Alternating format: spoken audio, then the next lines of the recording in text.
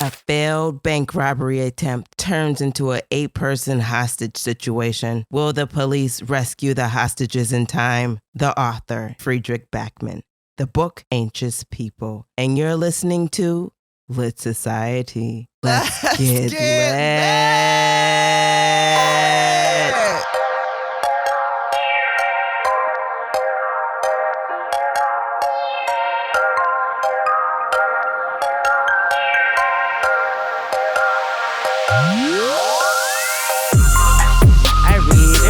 This is Alexis. And this is Kari. And you're listening to Lit Society, a podcast about books and drama. So, Kari, how did the week go? Great. I can hear the sleep all in your voice, girl. Ooh. I know. Sound like the quiet storm with Lit Society. No, I love it. The week went fun. I have a week off from work this week for the first time in, I think, a year and a half since COVID. Oh, my goodness. Well, that is a week. That makes sense. Yeah. So I am just ecstatic. Can I tell you? I'm going to juice this week. I want you to pipe it down a little bit. No, I'm hyped.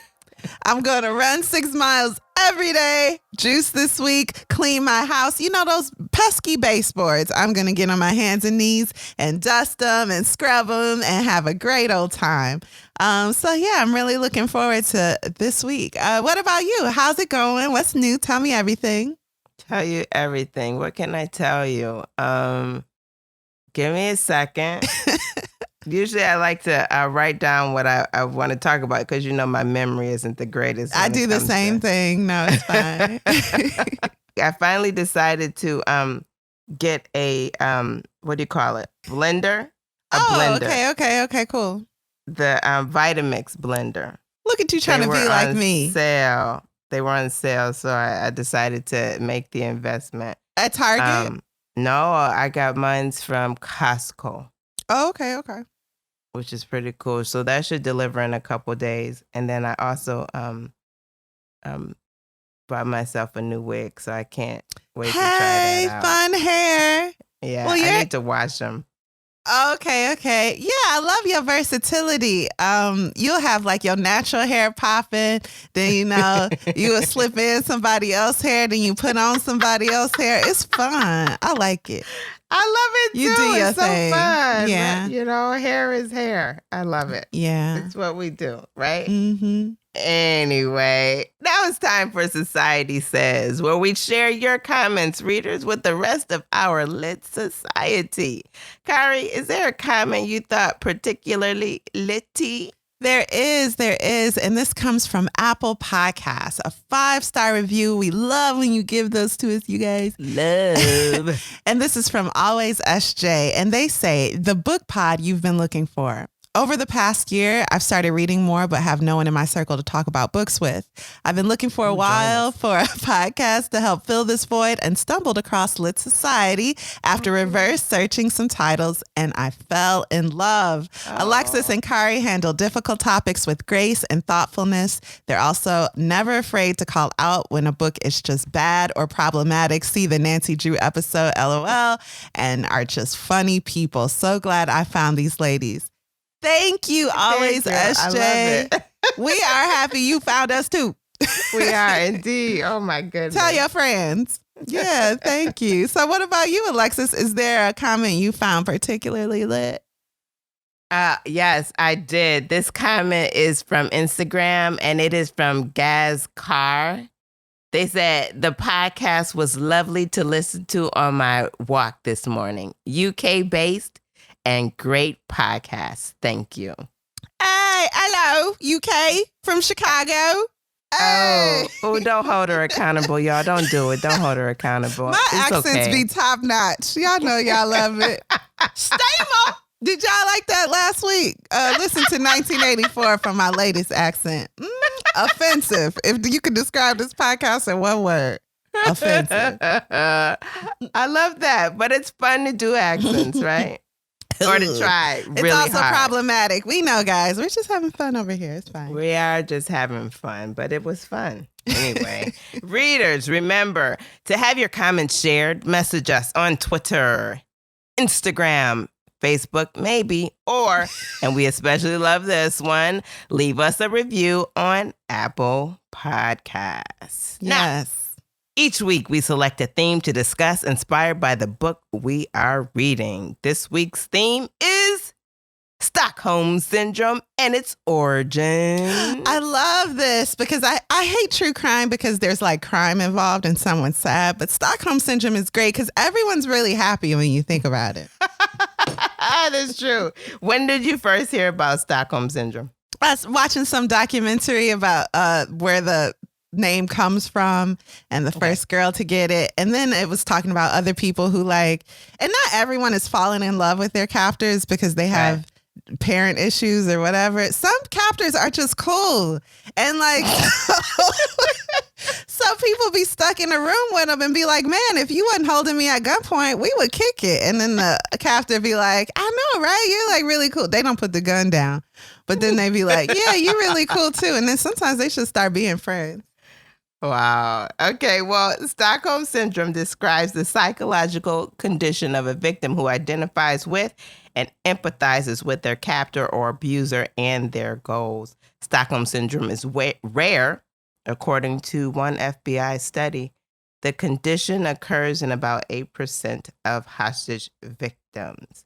Let's talk about the origins. On August 23rd, 1973, I think his name is Jan Erik Olsen, took 4 bank employees, 3 women and 1 man hostage at the credit bank in Stockholm, Sweden. Olsen had intended to rob the bank at gunpoint, but it turned into a 6-day standoff. He walks into the bank like a regular customer, kind of with a jacket over his arm, but underneath the jacket was a loaded submachine gun. Olsen fired at the ceiling, disguising his voice to sound like an American, and yelled out in English, "The party has begun!" That's what I'm talking about. I like him already. I ain't gonna lie to you. No one got hurt, right? Olsen wounded a policeman who responded to a silent alarm. That was an accident. Olsen was on a furlough from his 3-year sentence for grand larceny. He's a known safecracker. So, I mean, I guess they'd give him furloughs and, you know, he had a little brief vacation. He decided he didn't want to go back. He wanted to get his money.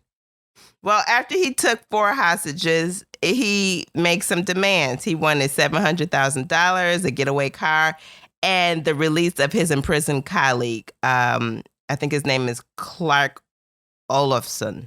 Free Olofsson. Within hours. And I think they said 4 hours, the police delivered Olofsson, his fellow convict, the ransom, and even a blue Ford Mustang with a full tank of gas.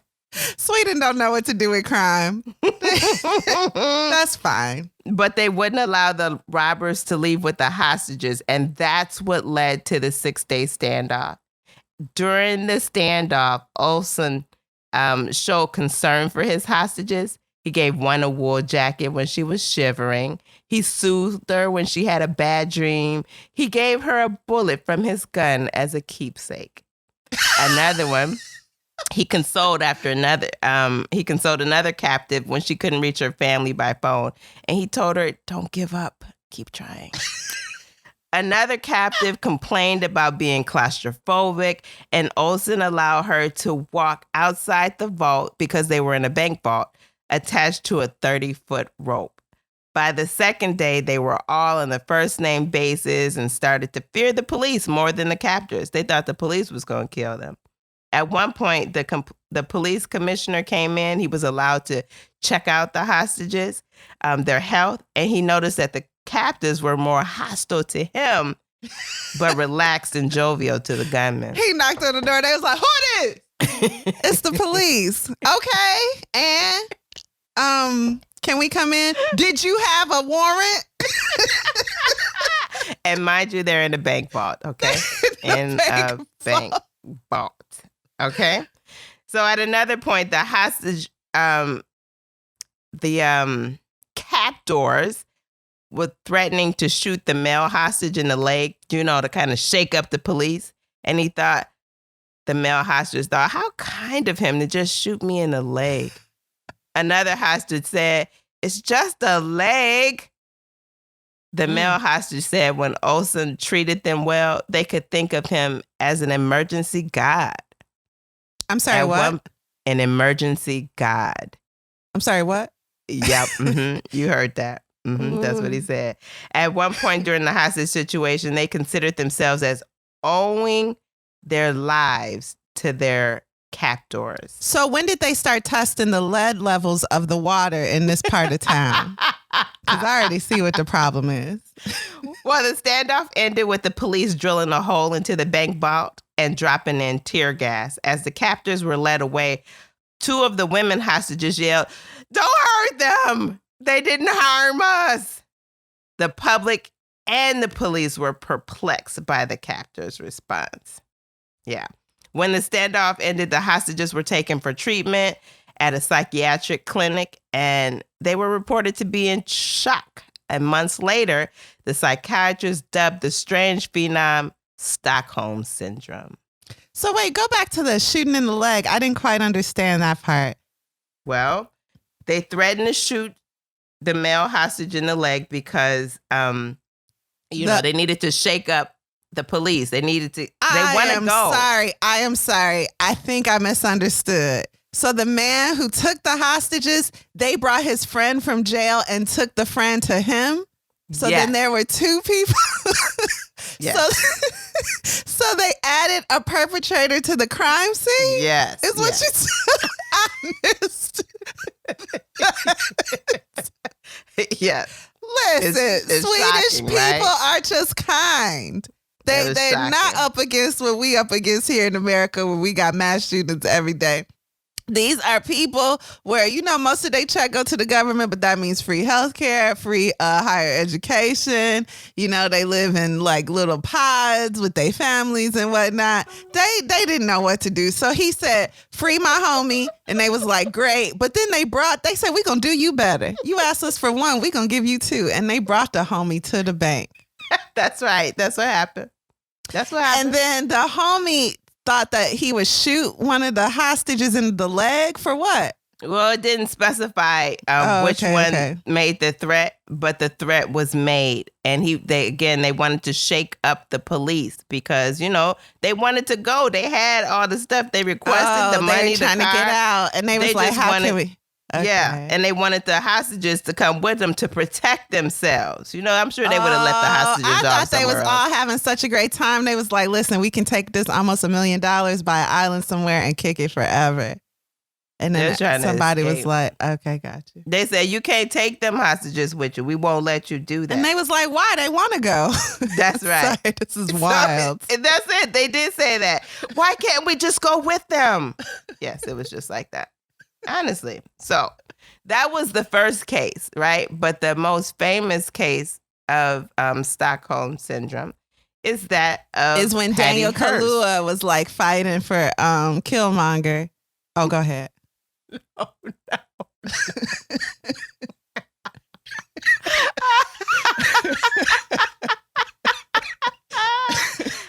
No. Okay. No. I'm just digging through history. Yeah. Okay. So I first learned about Stockholm Syndrome watching this movie about Patty Hearst, her kidnapping. Her case, again, is one of the most famous. It's the most famous. Patty Hearst was, at the time, 19-year-old. She's a daughter of a newspaper publisher. And it all comes back to Citizen Kane, which comes back to George Orwell, which means you should listen to 1984, last week's episode. Okay, go ahead. No, I'm familiar with Hearst.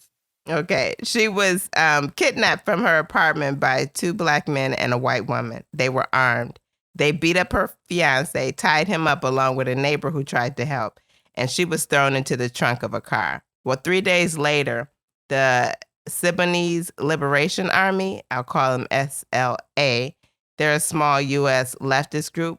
They announced that they were holding Patty as a prisoner of war, and they demanded that the Hearst family give $70 in foodstuffs to every needy person from Santa Rosa to Los Angeles.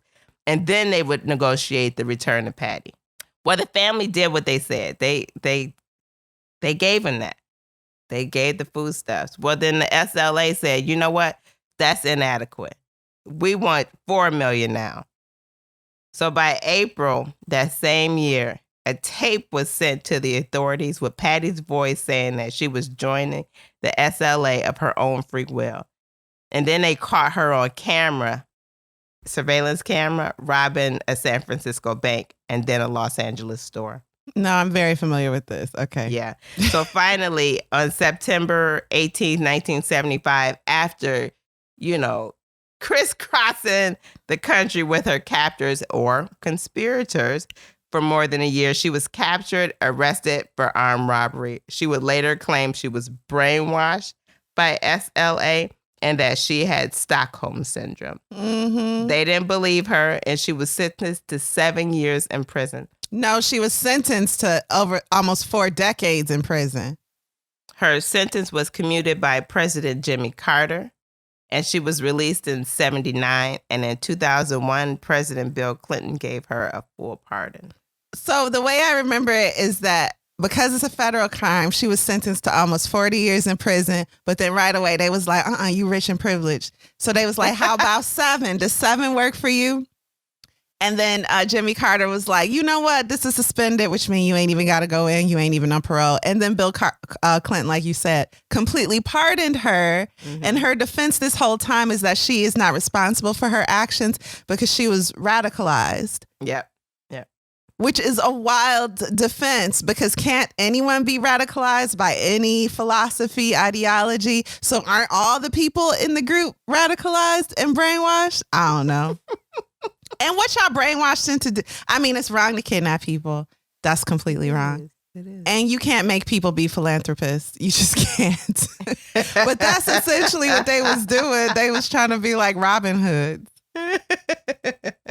Well, as just that and robbing banks and whatnot. So Robin Hood. It's in the name, Robin and Hoods. Stockholm Syndrome is not an official mental health diagnosis and is not included in the DSM, and that's the book of mental health diagnoses. Instead, it's thought to be a coping mechanism. Individuals who are abused or trafficked or who are victims of incest or terror can develop Stockholm Syndrome. But there's they don't feel like there's enough research behind it to actually add it to the DSM. Not just research, but just maybe enough cases, or I don't think they believe in it so much. When it all boils down, they don't believe none of y'all. That's all. Mm-hmm. They don't believe in it. So then, if it's not Stockholm Syndrome, what is it? It's a coping mechanism. That's it. It's that, but it's just not. It's just how you coping with terror. That you, that's your fight or flight is you saving yourself. Okay. And so you cope with it in that manner. So that's Stockholm Syndrome and its origins. Kara, you got anything you want to share about it? Hurst has a book she wrote about her time with the leftist group. Well, you know who else has a book? Olafson. He wrote a book called Stockholm Syndrome. Wait a second. But he released it in 2009. Yep. Mm-hmm. Hold on. But Olafson is the one that took the hostages. Olson took the hostages. How Olafson he gonna write a book? Oh, was the one that got out of jail. Yeah, he the homie. So he gonna write a book about the condition the hostages face. He wrote the book, yes, indeed, and it was released in 2009. Yep. Mm-hmm. Yeah. Okay. All right. Now, everything we done told y'all is true. True. Just imagine that all these people involved were black. Okay, that's all. Okay, let's take a quick break before we jump into the author and context, okay? Okay, great.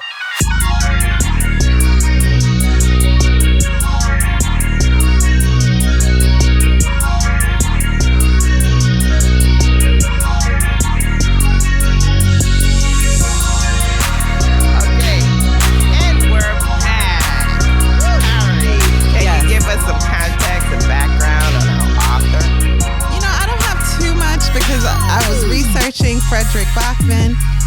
And I got really captivated by one of his old books, which is The Man Named Uwe. But this is what I do have about Fredrik. He was born in Sweden, where he still resides, June 2nd, 1981. He's a storyteller. He doesn't like the word author because that makes him think of his heroes. He's just a storyteller. Well, the truth is he's like an excellent storyteller because his books do really well. He's also a columnist, blogger, and writer. His most famous work is likely A Man Called Uwe, published in 2012 in Sweden and in Swedish, and then in English in 2014. He's been in and out of therapy. So there's a part in Anxious People where there's a fed up therapist and a narcissistic patient. And that he borrowed from his real life sessions with his therapist, who's probably fed up with him. He says, I'm an anxious person, but actually there's good reason for all of this. For example, in the aughts, he was shot in the leg during a robbery and instantly became scared of everything, which is very relatable. Okay. One anecdote about his life that I enjoyed is, so A Man Called Uwe, this book published originally in 2012 in Swedish, is made into a movie, an award-winning film. I remember hearing about this. You movie. do? Yes. Well, Tom Hanks was supposed to star in the American version that was slated for release this year, 2021. So who knows where that is because of COVID. But the Swedish version is out there, and he was invited to the Oscars, but they only gave him one ticket, which is like crass. The Oscars? The Oscars. One ticket? Come on. Yeah, like y'all got it. Get this man 2 tickets. And he was like, well, I'm not going without my wife. And he's from Sweden. So he flew to LA. Seriously? Yeah, this is tacky. Oscars, do better. So they gave him one ticket. He's like, I'm not going without my wife, but I know she'd go without me. So he sent her with his crew. And his crew was like, yay, we got the fun one. They didn't want to go with him anyway. And so during the Oscars, his wife got dressed up and went, and he just put on whatever and went to tour Dodger Stadium. Oh, cool. And he was like, it was great because he was with a bunch of old men who had no idea the Oscars were even going on. And so that says a little bit about him and his quirkiness. I really like this guy, Fredrik Backman. If he's done something problematic, please don't send it to me, you guys. So that's it. Did you have anything about Fredrik? I watched a little short. Well, it wasn't short. I just watched a small amount of it. And he was talking about how he was making a living before he became... What did you like a novelist, a storyteller? Yeah. Yeah. He had given himself a year to make a living off of writing. And so he started writing for magazines and blogging. I think he was blogging before that. And he wrote for free. And he said he was tricking people to thinking that he knew what he was doing. Mm-hmm. And then he found out that he could make a living off of being funny and annoying people. So that's the story. Do you see why he is like my kin? I love this so much. Yeah, that is all you. Yeah, I know. It's true. You. Okay, well, thanks for sharing that. Let's hear a brief synopsis without spoilers before we jump into our deep dive. Okay, a story about idiots. And in that way, it's a story about all of us because none of us really knows what we're doing. But it's also a story about a bridge. But it's also a story about people and how people need people. Actually, this is a crime novel about a bank robber and a room full of terrible hostages who each have something in common. They are desperately human and incredibly anxious. Alexis, what were your first thoughts of Anxious People? Well, I wasn't sure if I really wanted to read a book about anxious people, but I didn't look into it. I just went into it with that attitude, though. So I was like, ho hum. Yeah. Kari, what do you think? Who do you think would enjoy reading this book? What? So I think you enjoy this book if you like character driven novels. This isn't an action book, but its characters are all very fleshed out. Their lives and their motivations are all interconnecting. Stories like that, if that's your cup of tea, you'd love Anxious People. Okay, well, thank you, Kari. Are you ready to take this deep dive into Anxious People? Filled with spoilers. Yes, I am ready for a spoiler-filled deep dive. We should say that this book, again, talks about self-harm. So trigger warning. It even goes into some characters going to take their life very early in the book, but this is not a downer. And, neither of us is going to have a breakdown during this episode either. So... so that's that on that. And let's begin. Spoilers, here they come. Part 1. Before we start, I do want to just read this quote that's at the beginning of the book by Fredrik Backman. He says, "This book is dedicated to the voices inside my head, the most remarkable of my friends, and to my wife who lives with us." And I love that. So part 1, let's steal a gun and rob a bank. So, and this is going to be like more of a discussion, if you don't mind, because it's hard for me to lay out the plot of this book. This book is really about the characters who are in this room at one point of the story. But there's one thing you should know. This is a story about idiots. The book wants to make that clear because it's idiotically difficult to be human. The world is spinning, and so are we, out of control, pretending we're normal, while it's so desperately easy to fail at being grown up. Our story starts with a 39-year-old resident who left home one morning clinging to a pistol and a very bad idea. But there are reasons why we're each the way we are. So you should know that when the bank robber's mom died years ago, she was full of so much gin that they dared not cremate her for fear of an explosion. So this idiot, and we'll call them bank robber, left the house with a pistol and without a plan. They walked up to a teller and asked for 6,500 kroner. That's about $783. But the bank they're trying to rob, turns out it's a cashless bank. They later found themselves fleeing into a home that was being viewed by potential buyers, and that's how this story became a hostage drama. When the officers sent a phone into the apartment to talk down the bank robber, they heard a single shot. They entered the apartment and found themselves trampling through blood. In the end, however, spoiler alert, all of the hostages were released and the bank robber was never found. It doesn't take a detective mastermind to figure out that one of the hostages must have helped the robber to escape, if the robber did indeed escape. And maybe the robber will die if not found in time. So there's the setup. Part 2, house tricks. Please explain this. Please go ahead. So back at the police station, a frustrated officer is interviewing one of the hostages, the real estate agent. She seems like a complete doofus and won't stop babbling. House tricks. So that's the name of her business because everyone wants to know these tricks to sell their house. So she decided house tricks was like the perfect name. And she just is always going, that house makes sense. Tricks. Okay. Mm-hmm. You get it? House I get it tricks. Yeah. She's driving this officer to madness.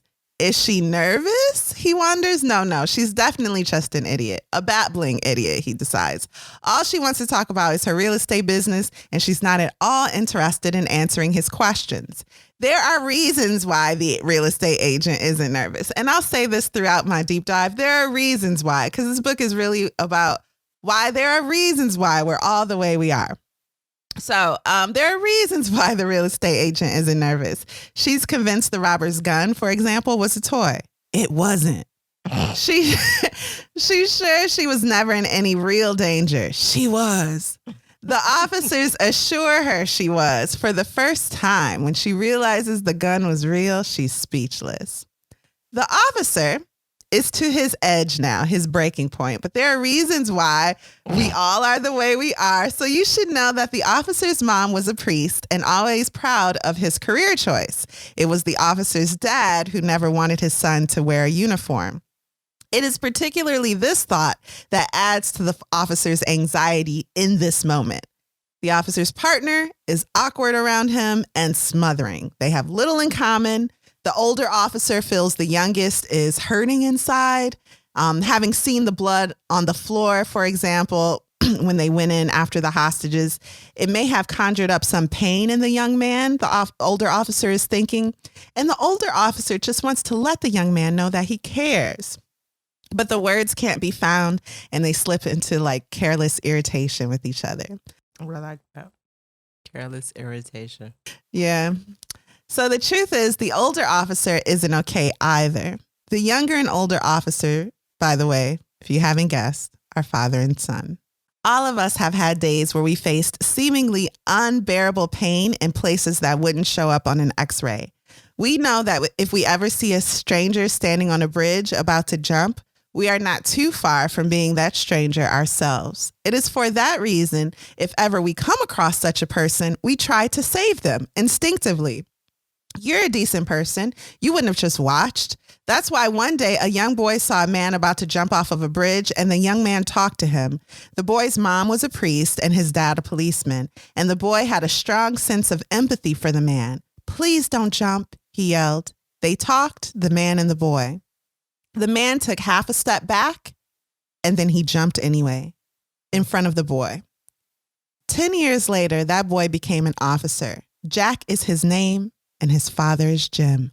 So we've given you the backstory of the officers. Only 2 officers involved. Also, there are a million characters in this book. We'll try to narrow it down.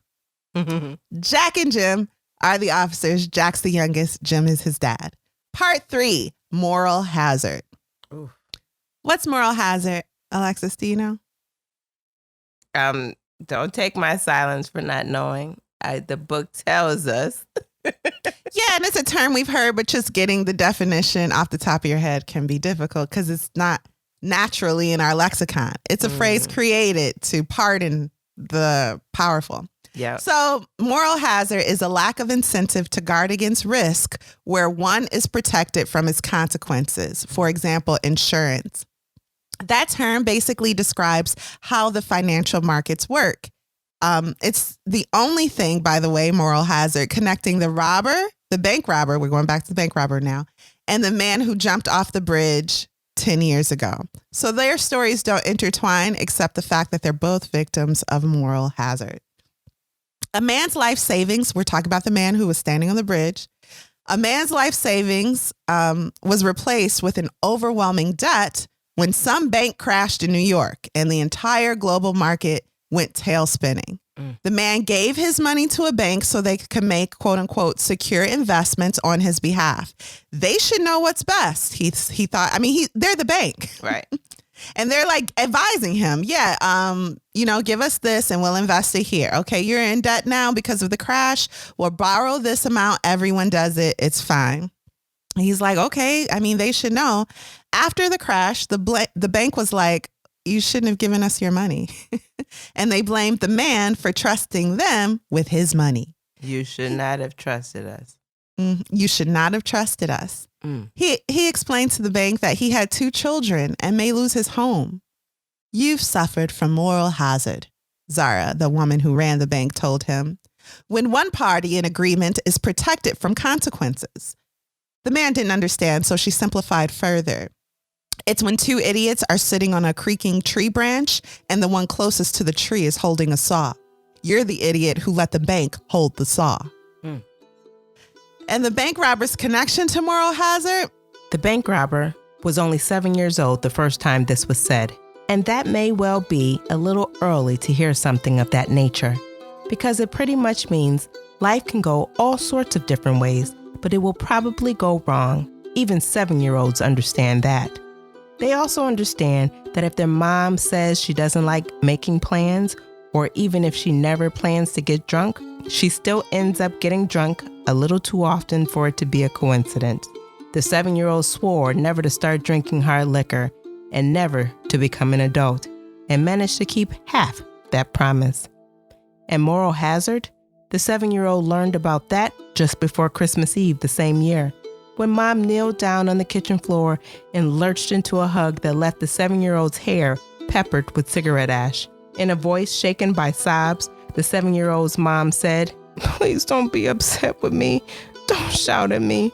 It wasn't actually my fault." The child didn't understand exactly what that meant, but slowly began to realize that whatever it was, it might have some connection to the fact that the child had spent the past month selling Christmas editions of magazines every day after school and had given all the money to Mom so she could buy food for Christmas. The child looked into the mother's eyes. They were shiny with alcohol and tears, intoxication and self-loathing. She wept as she clung to the child. She whispered, "You shouldn't have given me the money." That was the closest the woman ever came to asking her child for forgiveness. The bank robber often thinks about that to this day. Not about how terrible it was, but about how odd it is that you can't hate your mom, that it still doesn't feel like it was her fault. They were evicted from their apartment the following February, and the bank robber swore never to become a parent. And when the bank robber ended up becoming a parent anyway, swore never to become a chaotic parent, the sort who can't cope with being an adult, the sort who can't pay bills and has nowhere to live with their kids. Going back to the man who jumped, before he went to the bridge, he wrote the banker, Zara, a letter.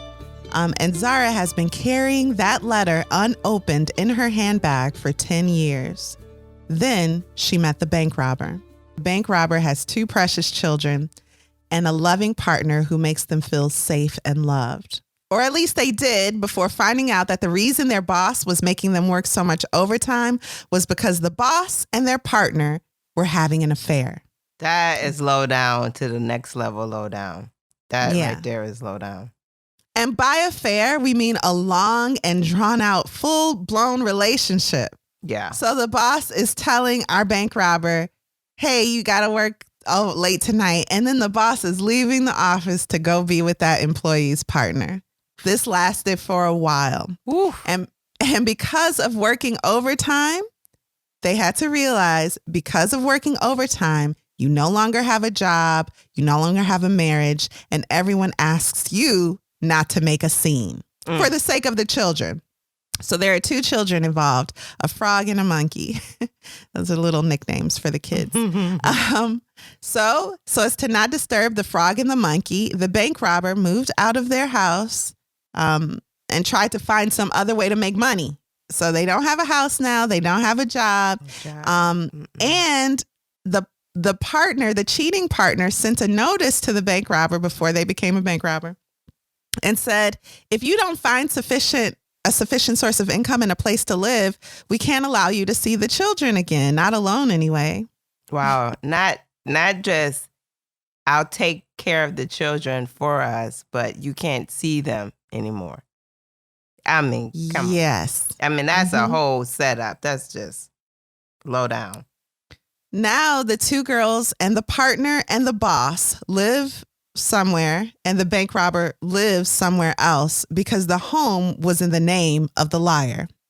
The worst thing a divorce does to a person, this book says, isn't that it makes all the time you devoted to the relationship feel wasted, but that it steals all the plans you had for the future.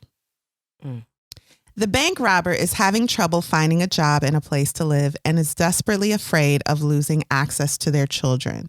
So, having no place to go, they spend the night in a storeroom of the house they once lived in. So, they go back to the old neighborhood at night. So, I also didn't say that the cheating partner also wrote them a note saying, come pick up your stuff. Right. Take it to your house. Ugh, come and get your stuff. All of it. Which means we've already been through your stuff and everything we don't want, we want you to come pick up. So the bank robber, so as to avoid embarrassment in front of their old neighbors, goes to the house at night, but breaks into a neighbor's house to grab some blankets because the bank robber has nowhere to go. And they're kind of like living out of their car. Yeah. Yeah. And so then they break into the storage unit of their old house with these blankets and just stay there because they don't have anywhere to go. So they spend one night there, and in the bundle of blankets, they find a toy pistol. And then they cry. So these are the steps to an idiotic decision. Number 1, a letter from an ex saying, get a job and find a place to live or we'll take the kids. Number 2, spend all of your savings on a month worth of housing. So that's how housing works. You have to pay up front. If you don't have a job, if you don't have income, you at least have to have enough savings to afford a month or more worth of living. Find a temp job, which they did, but the temp job won't pay you until 1 month of work. That's a problem. That's a big problem. Go to the bank for a loan. This is number 4. Go to the bank for a loan. But the bank won't loan money to someone with a temp job and no savings. They could lose their job tomorrow. Wow. And the bank robber's like, I wouldn't be here if I had a job and savings. And finally, grab a toy pistol and put on a ski mask. Later, it turns out that the pistol is real, you guys. And that a floor will be soaked with blood. Back to Zara and the banker. Are you dizzy yet? Oh, no, I'm sorry. Zara is the banker. So back to Zara. She's in therapy, you guys. Zara was the banker that the man who jumped off the bridge went to see that was like, you trusted the bank with the saw, you dummy. And now we're still on the tree and you're down, down, down, down, down. So anyway, back to Zara. She's in therapy. She wants more sleeping pills, but her doctor's like, I need you to go to therapy before I give you any more drugs. And so she's like, fine, I'll go to therapy. So that's why she goes. Just like that. Her therapist is young and intelligent. And Zara tells the therapist, listen, I have cancer. And the therapist is like, oh, I'm so sorry.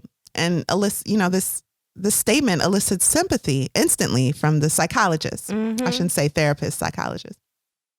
And Zara's like, don't worry, it's fake cancer. What? Zara assures her that it's made up cancer, and the psychologist decides right then and there that Zara is not her favorite patient. There's a painting on the wall in the psychologist's office. The painting is of a woman. Zara suggests the woman is contemplating taking her own life. The therapist has never heard that answer before. The woman in the picture the therapist imagined, was feeling either longing or fear. That's why she painted the picture. The psychologist painted that. But Zara noticed something else. The woman in the painting is standing on a bridge. Later, the psychologist recommends, Zara, you need to get a hobby. During their next session, Zara says, I found a hobby. Middle-class apartment viewings. It's like going to the zoo. So Zara is really rich and she goes to these viewings of like middle-class condos. What Zara doesn't admit, though, is that this isn't a hobby. It's an obsession, and that she has been doing it not since their last therapy session, but for 10 years. All of the apartments she views, by the way, have a balcony with a view of the bridge. Before leaving the office, Zara asks her therapist, do you think there are bad people? What the psychologist doesn't say, nor should she, is that there may be a bridge in her photo because 10 years ago and a week after the dad of 2 girls at her school jumped, she got the idea to visit the same bridge and take her life. A boy named Jack stopped her. He'd been going back to the bridge every evening for a week. He snatched her down, hitting the back of her head, but she woke up in the hospital alive. She grew up and decided to help other people down off the bridge, like that boy helped her. So, just to make it clear, Jack, who's now an officer, tried to talk a man off the bridge. It did not work. So he started going back to that bridge every day for a week. Right. He saw another girl about to jump and he saved this one. And this one's name is Nadia. She's a psychologist for Zara 10 years later. And he, before he stopped and he talked to the guy, this time he didn't stop and talk. He just tackled the woman off the bridge. Yeah, right. The little girl, because she was still in school. Oh, that's right. What the psychologist doesn't know is that in the shadows, watching the boy and the girl was Zara, shaking with terror. So Zara was there that incident in the shadows. I can't talk this morning. It's too early. Blah, blah, blah. When the ambulance came and left, Zara walked up to the scene and picked up the girl's wallet, which was left behind. That's when she found out the girl's name was Nadia. And you guys, this is creepy, but it's not meant to be. Zara has spent 10 years following Nadia's life in secret and 10 years looking at the bridge from the balcony of apartments because she's scared someone else may jump and it may somehow be her fault. Ooh, the burdens we carry. The baggage, part 4. The hostages and their baggage. So now that we have sufficient backstory on at least a few main characters, let's discuss what this book is actually about. the hostages, and the personal baggage they all carry. I'm going to run through the hostages. You guys don't feel like you have to memorize it. In fact, because you all read the book, you know who I'm talking about. Number one, Estelle. How old is Estelle, Alexis? Like 80? 80 something, yeah. Okay, so she's an 80-year-old woman whose husband, Knut, is parking the car. And she finds herself in the apartment viewing when the bank robber busts in and takes hostages. During their hostage fiasco, she does a few things that you should notice. One, she offers to make everyone something to eat because she's sure the homeowner must have something in the freezer. And second, she also finds wine in one of the closets and begins drinking directly from the bottles before passing it to other people in the room who aren't pregnant. Pregnant, you say? That's right. Julia and Ro, they're our second set of hostages. They're a young couple looking for a home because Julia is pregnant. Then we have Zara, the wealthy banker who everyone agrees is too rich to be seriously considering an apartment like the one they're viewing. Mm-hmm. Then we have Annalena, who I'll just call Anna, and Roger, a retired couple who spends their days flipping homes. Anna is secretly sick of flipping. She wants to settle down with Roger in a forever home, but he's insistent that they invest wisely and do things like loudly complain about mold or whatever so as to ward off potential buyers. So they go to these viewings and complain about like foundation and like there must be, you know, something really wrong with the piping. And they do this loudly so that everyone else will bid low or completely give up on buying the property. Then they buy it and flip it. In his heart, Roger is afraid of no longer being useful to anyone. He's retired. His career didn't go the way he wanted. His ego was badly bruised when he, for years, was passed over for promotions and then retired with no qualms from the company. They were giving him busy work until his retirement day. Mm-hmm. And then when he left, they were fine without him. And that like hurt his pride. Simultaneously throughout his life, his wife's career was taking off and he made sacrifices to help her succeed. And she feels guilty for his insecurity now, which is why we have our last hostage, a rabbit named Leonard. But we're not going to talk about him just yet. So the group of hostages and the quote unquote gunman, our bank robber, found Leonard with his pants down wearing a rabbit's head in the bathroom. Wow. Weird, right? Very, this is a man. Yeah, very weird. What's going on here? This is a semi-naked man with a rabbit's head sitting in the bathroom when they find him. Well, you guys, Leonard was hired by Anna. Roger, Anna's husband, his worst fear is that the rabbit is a potential buyer. As soon as he sees him, he's like, oh no, another buyer. Not that this half-naked man wearing a rabbit's head in the room is weird. Then he fears that this man in costume has been having an affair with his wife. Once it's like the connection is made that Anna and the rabbit know each other, he's like, how long has this been going on? And so Anna starts crying and bawling, and Leonard explains, Anna hired me to poop in the bathroom while wearing a rabbit's head. Yes, that's right, you guys. He's a disruptor. He's a disruptor. So Anna hired him to poop in the bathroom while wearing a rabbit's head because one thing a potential buyer can never forget about a home is that you one time found a naked man pooping in the bathroom while wearing a rabbit's head, and they definitely won't want to buy it. This service is Leonard's most expensive package. It nearly guarantees no one else will bid for the home and that the one who hired his services will surely secure the property. Apparently, Anna has hired the rabbit 6 times. All the while, Roger thought that it was his like negotiation skills. Yeah, thank you. Roger's like, I'm a great negotiator. We keep getting these bids and winning these properties. But all the time, it was Leonard who was like disrupting the scene somehow. This is a fatal blow, though, to Roger's ego. And knowing the truth, his wife has been secretly hiring a rabbit man all along. It's just too much to take. So Roger's nose starts to bleed from the stress. Both the rambunctiousness and the stupidity of the hostages becomes too much for the bank robber. The bank robber was standing in the center of the apartment, surrounded by Stockholmers, both figurative and literal. Stockholm is, after all, an expression more than it is a place, both for men like Roger and for most of the rest of us. Just a symbolic word to denote all the irritating people who get in the way of our happiness. People who think they're better than us.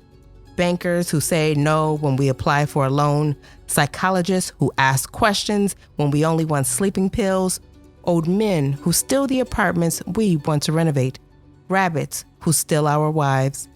Everyone who doesn't see us, doesn't understand us, doesn't care about us. Everyone has Stockholmers in their life. Even people from Stockholm have their own Stockholmers. Only to them is people who live in New York, or politicians in Brussels, or other people from some other place where people seem to think that they're better than the Stockholmers think they are.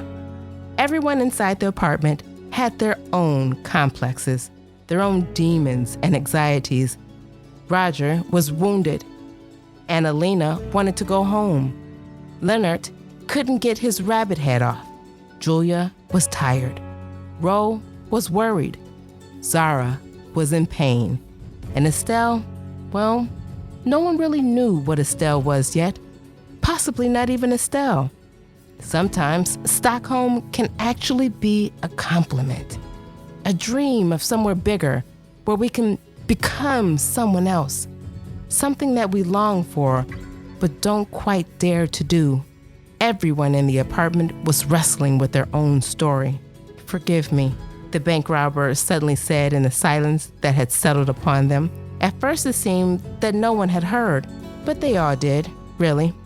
Thanks to the thin walls and that wretched open plan layout, the words even reached all the way into the closet, out into the hall, and through the bathroom door. They may not have had much in common, but they all knew what it was like to make a mistake. Sorry, the bank robber said in a weaker voice, and even if none of them replied, that was how it started.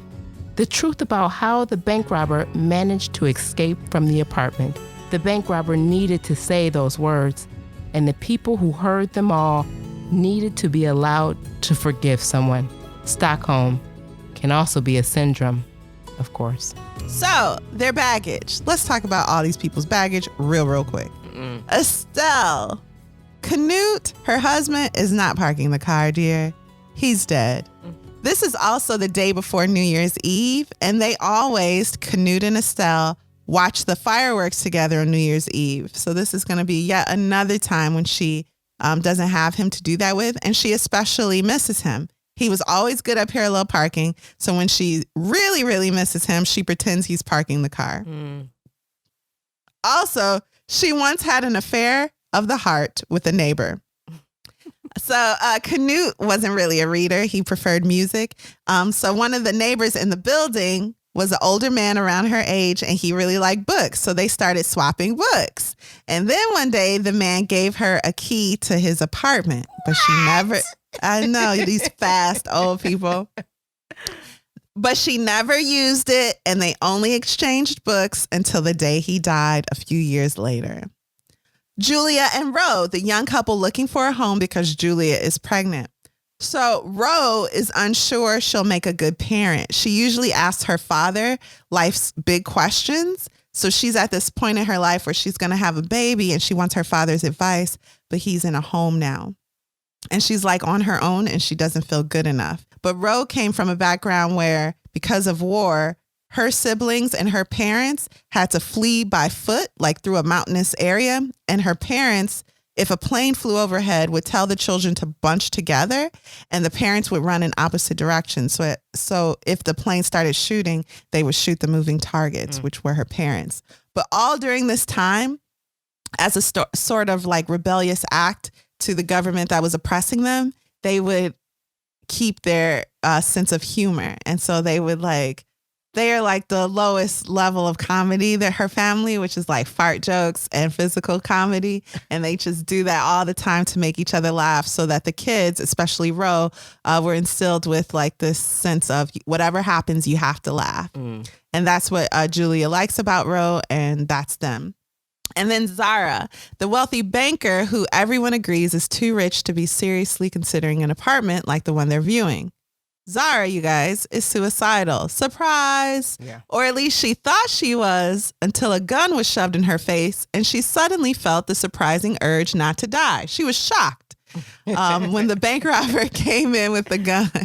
And she was like, I don't want to die. She's also, though, cool as a cucumber because she got a million problems. She can't even bother to process the current situation. So she's never, ever nervous. And then we have Anna and Roger. They're a retired couple who spend their days flipping homes. Roger is sensitive. He's a man of principle, but with no purpose. And there's a story here where all the women, well, not all the women, it's like 3 women in a closet just talking during the hostage situation. Because they're like walking around the house still and like going out to the patio. Wait, are you going to talk about when the robber came in and she said, get on the floor? No, please, go ahead. So the robber was like, I need everybody to get down on the floor so I can think. They were like, I can't get down on the floor. Zara was like, this floor, I'd rather be shot. And Roger was like, what's the plan? Yeah, What do are you have doing? a plan? And everyone agrees, you're not good at this hostage taking thing. So nobody jumps on the floor when the person with the gun says, get on the floor. No. But then they hear a noise like a hand clap. Estelle claps her hand, and then they all jump on the floor. Yes. So they are indeed like kooky. They don't respect gun authority. That's what it is. They have no respect for gun authority. So they're like, some of them are smoking, some of them are like curling up in the closet for like girl chat. And during one of these girl chats, Anna, because everyone decides that Anna is kind of like overly like stepped over her entire marriage by Roger, because Roger is more vocal. Right. He seems more, like an A-type personality. But then Anna's like, no, Roger let me fulfill my whole career and raise our kids while I was on business trips. And then when the kids moved out of the house, I was like, Roger, it's your turn. But he never got promoted again. And when he retired, no one really missed him. And I just want him to feel important again. I love Roger. And he's a sensitive man. And she starts talking about how a politician on the news was saying how all the immigrants need to get out of their country and stop sucking up their resources. And that day, after they watched that news special, they went to the store and a man with a beard asked for their parking spot. And Roger wouldn't move for like 20 minutes out of principle. And so when you first hear that, you're like, oh, Roger is a bigot. And so Julia, the pregnant lady, is like, I don't really want to hear this story. And Anne's like, no, you have to hear about my Roger. He wouldn't move for 20 minutes because he was waiting for the man with the beard to drive up to their parking spot so he could reserve it for him. And in Roger's mind, he must look to that man with the beard like all the politicians on TV who are saying that immigrants need to get out of their country. And so on principle, he wanted the man to know that there's some like kindness in the world, and he's not like that. So he's not a xenophobe, basically. So I thought that was a great anecdote to show how when you only have part of the situation of the story, you can't get the full picture. So we're again going to finish out this book, but in order to really get what it's about, you have to read it, right, You Alexis? do. Because You it's. do. I'm gonna tell you. I'm gonna talk about what happened, but it's really about the characters and their stories, and you're not gonna get that from my overview of the book. So anyway, Anna wants Roger to feel useful. Part 5: The Turn. What we know is that the robber was not caught, and all the hostages were released. But how? Jack, the younger officer, then realizes that none of the hostages during their interviews mentioned the real estate agent. The robber is posing as the dumb real estate agent, he decides. House tricks. That is the bank robber. The real estate agent and the bank robber are one and the same, and she was under their nose the entire time. Jack confronts the real estate agent, and her face goes white. This is very cool because up until now, we just assumed the bank robber is a man. And in the book, they talk about this like only men do dumb stuff like this. Mm-hmm. But in reality, this book is written so carefully that no gender is assigned. There's a lot of gender play in this book, and it's up to your own bias to decide what the gender is, and you're always wrong. So when we flash back to the hostage situation, the robber sits in the hallway at one point and thinks about her girls. We know now that she's the mom of the frog and the monkey. And while her terrible hostages order pizza from the police below, so the hostages are like, you're terrible at this, we'll help you. You need a demand. So we hungry, let's demand pizza. So later they also request fireworks. But for now, they're asking for pizza. Every perp needs a demand. She looks at her fake gun and wonders, while she's alone in the hallway and her hostages are ordering pizza, she wonders, if this was a real gun, would I end it all right now? Mm-hmm. Behind her, a voice says, don't do anything silly. It's Zara. And don't do anything silly is the one thing Nadia also told her during one of her therapy sessions. Zara repeats that to the bank robber and is terrified.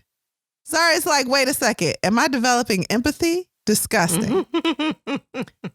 Back in the hallway with the bank robber, Zara begins to panic. Was she developing empathy? She runs to the balcony. Why am I talking like this? She runs to the balcony. She runs to the balcony. I don't know. Leaving the bank robber alone in the hallway. Leonard, the rabbit, joins Zara on the balcony, and they quickly form an unlikely bond. You got to read the book to get those details. In a large closet, as we said, 3 women share the stories of their life. Those women are Julia, Estelle, and Anna. They decide in a moment, we're going to help the bank robber escape. Yes, I love that idea. Let's do it. She really is trying her best.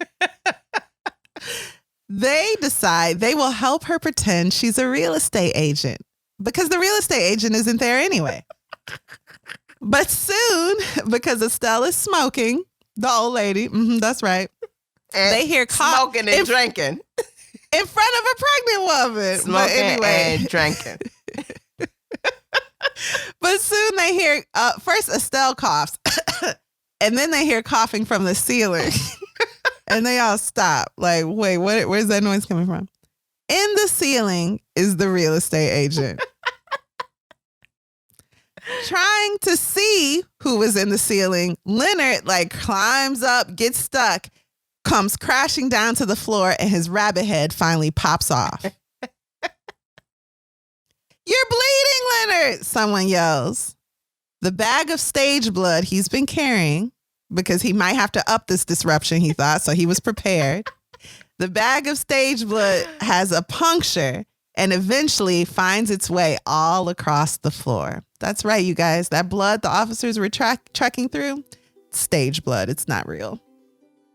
An officer enters the hallway with the pizza. It's Jim, the dad. Are you a police officer? She asked so quietly that Jim lost his train of thought. How do you... I don't think the police would send a real pizza delivery guy if you thought I was armed and dangerous. She smiled, more like her face actually cracking than cracking into a smile. No, well, yes, and yes, I am a police officer. Jim nodded, holding the pizzas out. Thanks, she said, taking them with one hand as the pistol dangled in the other. Jim couldn't take his eyes off it. How are you doing? He asked, which he may not have done if she'd been wearing a mask. I'm not having the best day, she confessed. Is anyone in there hurt? She shook her head in horror. I'd never. Jim looked at her, noting her trembling fingers and the bite marks on her lower lip. He couldn't hear anyone crying inside the apartment. There was no one shouting, no one who sounded afraid at all. I need you to put the pistol down for a little while, he said. The bank robber nodded apologetically. Can I give them the pizzas first? They're hungry. It's been a long day for them. Jim nodded. She turned around and disappeared for a while, then came back without the boxes and without the pistol. From behind her, someone exclaimed, "That isn't a Hawaiian!" And someone else laughed. You don't know anything about Hawaiians! Laughed. Then came the sound of idle chatter between strangers who were no longer quite that. It's probably hard to say precisely what would be normal in a hostage drama, but this certainly wasn't it. Jim looked intently at the bank robber. Can I ask, how did you get caught up in all this? The bank robber, now unarmed, took such a deep breath that she doubled in size, then she became smaller than ever. I don't know where to start. Then Jim did something deeply unprofessional. He reached out his hand and wiped a tear from the bank robber's cheek. My wife had a joke she used to like. How do you eat an elephant? I don't know. A bit at a time. She smiled. My kids would have liked that. They have a terrible sense of humor. The robber will never see her children again if they catch her, and that is a pain too much to bear, he decides. So they won't catch her, he decides. The officers will not catch her. When Jim goes back down to the street, this is a hostage situation if you forgot, he arranges for the fireworks, and they are beautiful. All the hostages sit around and watch the fireworks with Estelle. Canute would have loved them. Afterward, Estelle screams to the room, I had an affair once. Estelle is kind of drunk. So everyone's like, okay, old lady, we got it. She then touches the bookcase and a book hits the floor and a key falls out. That's right, you guys. This is Estelle's place. She lives here. That's how she knows where everything is. The key still fits the lock of the apartment that once belonged to her secret boo. That apartment is now vacant.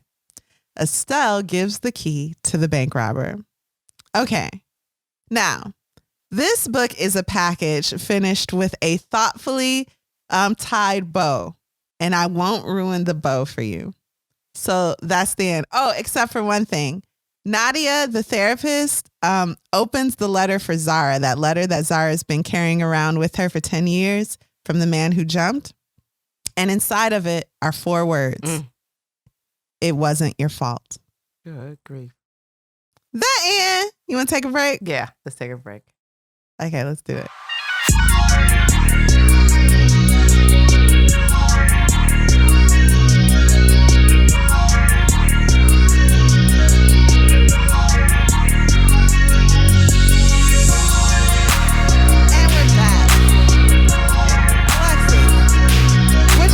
Thought of anxious people. What's your final verdict, and would you recommend this book? I wasn't sure how I felt about the book. It was very interesting reading. I like to hear the story of how everybody has their bit of anxiety and how each person was affected differently. I do enjoy the way the characters were handled. I didn't feel like there were too many because they weaved so well together. So it wasn't like, we've read other books Murder on the Orient Express. Yeah, where it's like some characters are negligible. Yeah, where it's just a whole lot of characters and you just like characters for the sake of having characters. But I didn't feel like that. The Murder Club, the Thursday Murder Club is one of them. Murder Club. That's a better one. Yep. Just characters for character's sake. But I didn't feel like that with this one. I thought this was, the stories were told very well about each character and just how their stories intermingled and it, kind of viewed each one and their anxiety and how their life was affected. So I do think it was a well-told story. I think I would recommend it because it was just so interesting and engaging. It was a little slow start for me, but just because I was trying to figure it out. And I do love that. And Kylie Reid did this in her book, I felt like, too, where she doesn't really reveal the race of the character and it's left to your own biases to decide who that is. And this was similarly done. Like, I just knew. I said, but they did say that was a man. They said it was a man. Yeah, this book isn't playing on race, it's playing on gender. Mm-hmm. And I thought for sure they said the bank robber was a man. And I was like, why did I assume it was a man? It's your own biases. It's your own biases. But that I had to go back and listen to it again because I just knew they said it was a man, but they didn't. They always referred to them as a bank robber. And I caught that early on, that they referred to them as a bank robber. And I said, oh, that's very interesting. But again, I still assumed it was a man. I still made the assumption it was a man. So I did enjoy the book. I would recommend it. It was a good storytelling. He's a good storyteller, I have to say. So how about you? Would you recommend the book? So just to tie up your recommendation, it was slow moving for you. You weren't completely in love with it, but you'd recommend it was fine. Yeah. It was just fine. So I really love this book. I felt like every character has their own background, and the way the book ends, it kind of lingers in the good moments. So what I really like about this book, there are some dark points, of course. Yep. But it gives them to you, and then it lingers on the quirk of it all and the good moments that people share. And by good, I mean like the kindness they share for each other. So to me, this is a book about kindness to strangers and what impact that type of kindness can have on people's lives. There's also a great quote in this book. Nothing is easier for people who never do anything themselves than to criticize someone who actually makes an effort. And I feel like that can be applied in a lot of ways. So there are a few quotes in there, especially the one about children living, parents living for their children, or you know what I'm talking about? Yes, that was really good. So it's not that you want your children to grow up and live their dreams. You want them to grow up and live your dreams. Yes. And you want to vicariously experience them through those children. And I was like, is they talking about me? Oh no. Everybody. I pushed her to experience my dreams, and she's experiencing them. That's why I got issues. Oh no. Yeah. That's all parents, right? Yeah, so, I guess. Very cool. Great job, Fredrik. And I am looking forward to adding the man named Uwe to our list. Type of storytelling where it's really about the characters, you just linger in it. And for that reason, it's also a great beach read. This is not a very action-driven novel. It is about the characters, and you can just get to know the characters, and that's enough. And I can agree. I would definitely, I don't agree with you many times on beach reads, but this one definitely I can get behind as a beach read, because it is such an easy story. It's not murder and mayhem. It's just an easy story, and in that sense, I felt like it reminded me of Alexander McCall. Number One Ladies Detective Agency. I'm not saying they write the same, but the way he told the stories about the characters, I appreciate it. It called to mind Number One Ladies Detective Agency, so I really enjoyed it as just a really easy, light read. In that way. Yeah, your mind can just go on vacation and spend a day in the life of these characters, and that feels refreshing. There is some category I can't name because I can't think of it, where this book and Midnight Library belongs, where there are books about self-harm and suicide that aren't about it, right? But it's supposed they inducing you feelings of like empathy for people going through dark thoughts. Yeah. And they encourage you to be kind to everyone. Yeah, I did. As much as possible. Yeah, I caught that too. I did definitely. I was like, oh no, we're getting ready to do another one of these books. I know, but it wasn't. It wasn't that at all. And that was good. It was good. So yeah, I enjoyed it. What are we reading next week, Kari? James Bond Casino Royale. This is a graphic novel adaptation. So it's not the Ian Fleming novel, right? Or is it with pictures in it? What is this? This one is actually by Van Jensen and Dennis Calero. And they adapted it for the graphic novel. And where did you get yours? Because I have to buy it. I got it from the library. Oh, I love it. Okay. All right, cool. Yep, but that's it. So thanks for listening to Lit Society. We look forward to meeting up with you next week, Thursday. Lit Society brought to you by Alexis Honoria and Kari Herrera. Support the cause by leaving a 5-star review for our show on Apple Podcasts, along with a comment about why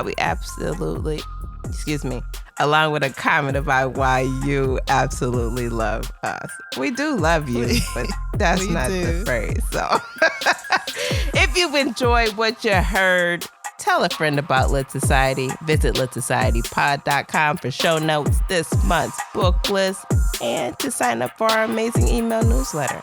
And until next time, read something.